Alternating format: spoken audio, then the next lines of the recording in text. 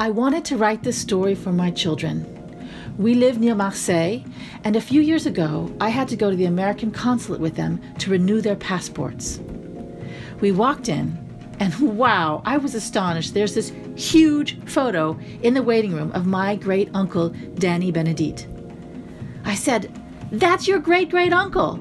At first, my children didn't believe me, like I had gone crazy.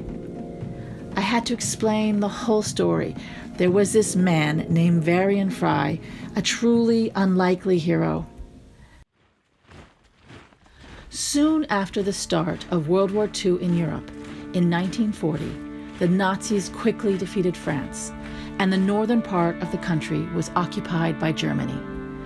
The southern part was controlled by the French Vichy government, but really, the Vichy government had to do whatever the Nazis asked them to do. Thousands of people had fled south, looking for a way out to escape the Nazis. Marseille is as far south as you can go. The place was full of refugees, artists, anti-Nazi writers, philosophers, musicians, and Jews, all in danger of being sent to the death camps.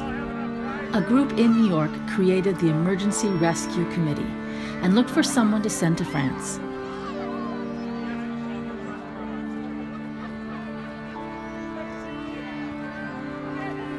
The only person who volunteered was Varian Fry. With a list of 200 names and $3,000 taped to his leg, Varian planned to stay in Marseille for 1 month and get the people on his list out of France. But seeing the desperate situation amongst the refugees, Varian couldn't save just 200. He had to save as many people as possible. Varian's group hid and smuggled those who were most in danger out of France.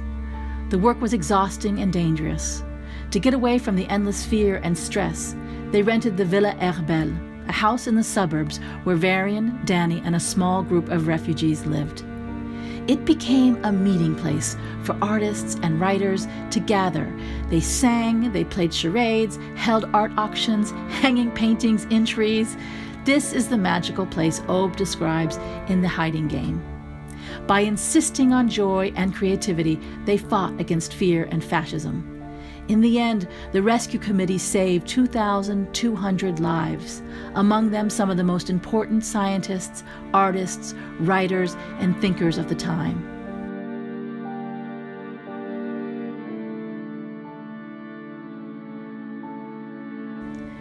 For many years, few knew about Varian Fry. He was a forgotten hero.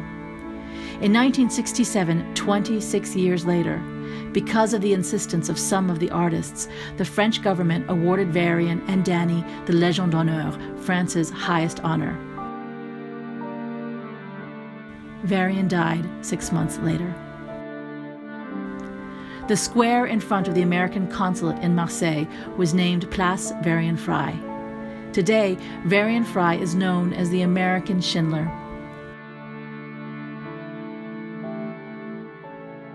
The Hiding Game is my way to tell Danny and Varian's story and to thank them for their courage.